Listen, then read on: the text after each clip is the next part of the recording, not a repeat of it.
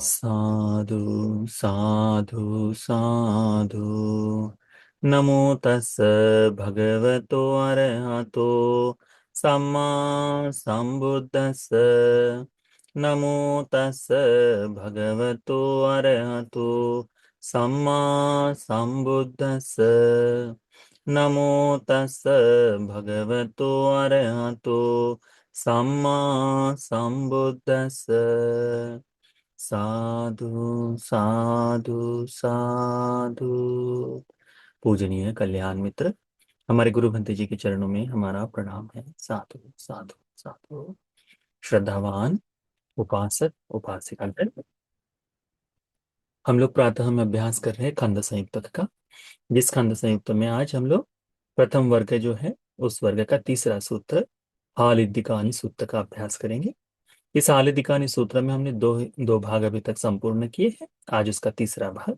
सारांश में कहे तो हालिदिकानि उपासक महाकच्चान बंदे जी के पास आते हैं, उनको नमन करते हैं और कहते हैं भगवान ने पारायण वर्ग के 8वें निपात में मागंधीय प्रज्ञ में जो कही ये बात है, बनते उसका अर्थ मुझे विस्तार से समझाए कि ओक कौन है, ओक सारी कैसे होता है, अनिकेत सारी कैसे होता है ना।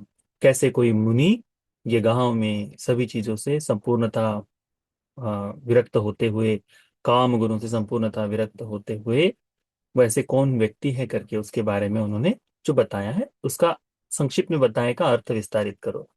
तब कचान बनते जी उसे ओक क्या है करके बताते हैं। ओक यानी शिकार क्या है करके, या फिर एक तरह से ग्रास भोजन कैसा है करके वो बताते हैं। करने वाला क्या है करके, जो करता है उसे कैसे कहते हैं।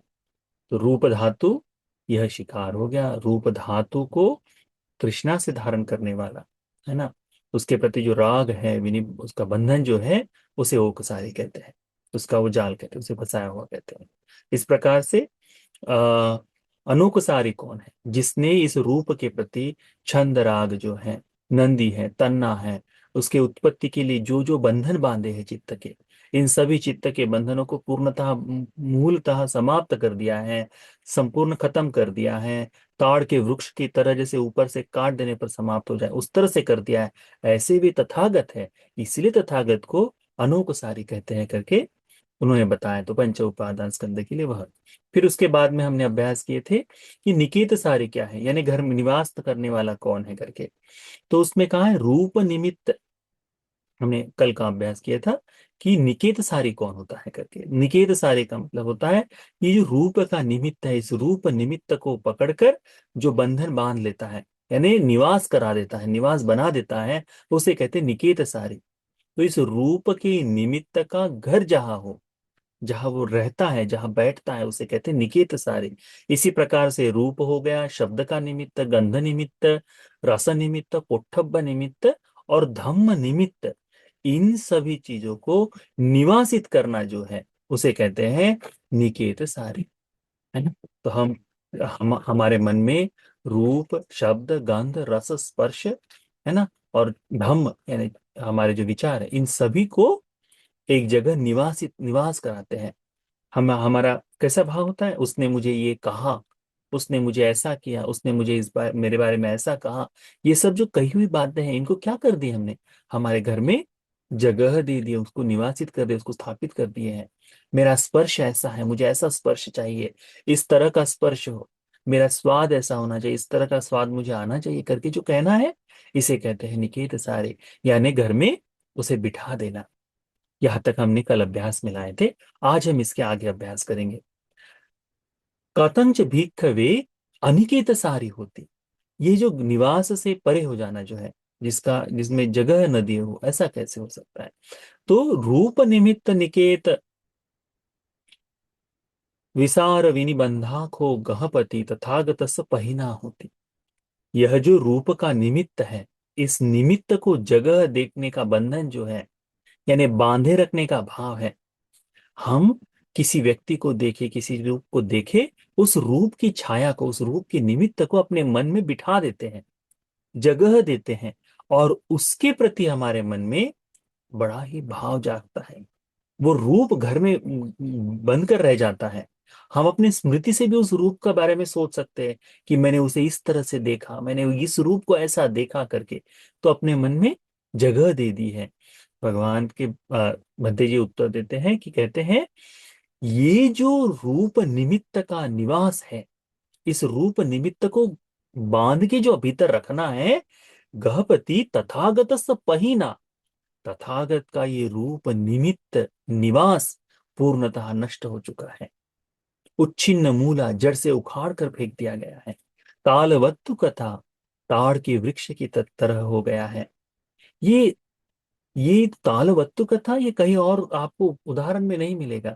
ये जो तालवत्तु कथा का धर्म है ना, ये केवल और केवल विमुक्ति के लिए इस्तेमाल किया गया है। जो मुक्त हो जाए, यानी उसका जन्म, यानी उस एक ताड़ का वृक्ष ऊपर से काट दो तो वो कभी भी आगे नहीं बढ़ सकता। बाकी सारे पेड़ काटने से दूसरी शाखाएं बाहर आ जाएगी, परंतु ये जो ताड़ का वृक्ष हो, नारियल का वृक्ष हो, इनमें ऐसा है कि इसका ऊपर का ये कट जाए तो उसके बाद फिर उसकी बढ़ोतरी नहीं हो सकती। अरहंत का, जीवन मुक्त हो चुके, उनका ऐसा ही है। एक बार ये तृष्णा टूट जाए, एक बार ये राग द्वेष मोह खत्म हो जाए, तो इसके बाद पुनः गुंजाइश ही नहीं होती कि उनमें, संभव ही नहीं होता, अभव्य हो जाता है वो, कि उसमें पुनः राग द्वेष मोह बढ़े करके। तो अरहंत के लिए वो तालवत्तु कथा का उपदेश दिया जाता है। अनभावं कथा आयतिंग अनुपाद धम्मा, यह पुनः भव में आए संभव ही नहीं, पुनः उत्पन्न हो ऐसा संभव नहीं। तो तथागत का जो ये निवास है, रूप निमित्त का रह जाना, रूप निमित्त का उसमें घर कर जाना, संपूर्णता खत्म हो चुका है। इसीलिए तस्मा तथागतो अनिकेत सारीति उच्यते, इसीलिए घर के बगैर हो जाना तथागत को कहते हैं। उसके बाद में कहा सद्द निमित्त, ये शब्द जो है, इस शब्द के निमित्त जो है, इस शब्द के निमित्त भी इसी प्रकार से गंध का निमित्त है। हमें सुना हुआ शब्द अपने मन में बिठा देते हैं, हर बार हमको याद आता है उसने मुझे ऐसा कहा। जितनी बार किसी ने गाली दी हो, हर बार उसने मुझे गाली दी है करके ये बताया, ये क्या किए हमने, हमारे मन में घर कर कर बिठा दिए हैं। तथागत का ऐसा कुछ नहीं। बड़ा सुंदर उदाहरण हमको देखने को मिलता है। तथागत भिक्षा के लिए जा रहे थे, एक ब्राह्मण उनके पीछे बुरा भला कहते कहते कहते आया, पूर्ण गांव भर उनको बुरा कहा। फिर भगवान जब घर नगर के बाहर आए, तब भी तो कहते हैं कि तथागत बनते, मैं आपको इतनी गालियां दे रहा हूं, इतना बड़ा बुला कह रहा हूं, आपको किसी भी तरह का कोई फर्क क्यों नहीं पड़ता। लोग तो क्रोधित हो जाते हैं, किसी ने कुछ कहते ही, ऐसा कैसे कह दिया तुमने करके, ऐसे कैसे गाली दे दी करके, कहते हैं तथागत का ऐसा नहीं। क्योंकि हम लोग घर बनाए रखे हैं शब्दों को, तथागत का कोई घर नहीं है उस तरह से। तथागत कहते हैं साधारणता, कि जो तुम कह रहे हो उसे मैं स्वीकार ही नहीं कर रहा हूं, उसे मेरे मन में जगह ही नहीं दे रहा हूं। तो जो तुम दे रहे हो मैं ले ही नहीं रहा हूं, तो किसके पास रहेगा। कहते मेरे ही पास रहेगा, तो तुम्हारी बात तुम्हारे पास ही रहेगी। इतना श्रेष्ठ जीवन हो जाता है। तथागत को अनिकेत सारी इसीलिए कहा जाता है कि शब्द के निमित्त को भी, शब्द तो सामान्य होता है ना, इस शब्द से जो आने वाला स्वर जो है, उस गाली का शब्द स्वर जो है, वो निमित्त है। उस निमित्त का, हम देखो हमारे बच्चे ने हमको पापा कहा है, मुझे मम्मी कहा है, लव यू कहा है, कहते ही हमारा मन बिल्कुल पुलकित हो जाता है। किस लिए? क्योंकि हम उस निमित्त को जगह लिए, है ना। तो यही जो चीजें हैं, इस निमित्त को, इस जगह को, इस घर को तथागत ने पूर्णतः नष्ट कर दिया है, खत्म कर दिया है। इसीलिए तथागत को अनिकेत सारी कहते हैं। गंध निमित्त सुगंध, रस निमित्त जिह्वा से चखा जाने वाला हर एक स्वाद निमित्त उसका जो है वह पोट्टब्ब निमित्त। इसी तरह से धम्म निमित्त, धम्म का जो निमित्त है, यानी चिंतन चेतना से जागने वाले हर चिंतन के बारे में, अच्छा बुरा इन सब के प्रति जो मन में निवास करा दिया जाता है, घर बना दिया जाता है, वह, यानी द्वेष का चित्त कैसे जागता है, चिंतन मन से ही तो। उसने मुझे ऐसा कहा, तो अब मैं इसका ऐसे बदला लूंगा, प्रतिशोध लूंगा करके, ये सब कहा जाता है मन के अंदर। धम्म निमित्त, वो धम्म का निमित्त जो है, धर्म का निमित्त निकेत, उसका जो निवास है, उसका जो रुकना है, ठहरना है ना, उसको संपूर्णतः तथागत ने विनिबंधा, नष्ट कर दिया है, खत्म कर दिया है, दूर कर दिया है ना। उसके जो बंधन बांधे थे उस संपूर्ण इसको तोड़ दिया है, खत्म कर दिया। इसीलिए तथागत को अनिकेत सारी इति उच्यते। एवं को गहपति अनिकेत सारी होती।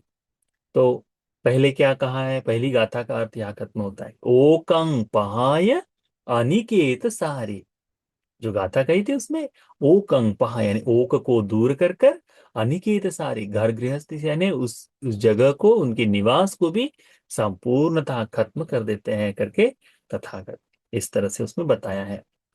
तो इतना आज के लिए ध्यान में रखो कि तथागत को ओक और अनिकेत सारी क्यों कहते हैं। कल हम इसमें जो गांव गांव में जाकर जो भिक्षा लेना है, गांव में जाकर जिस तरह से संपूर्णता उन सबसे दूर हो जाना है, वो कैसे है करके कल हम इस सूत्र को समाप्त करें। ठीक है।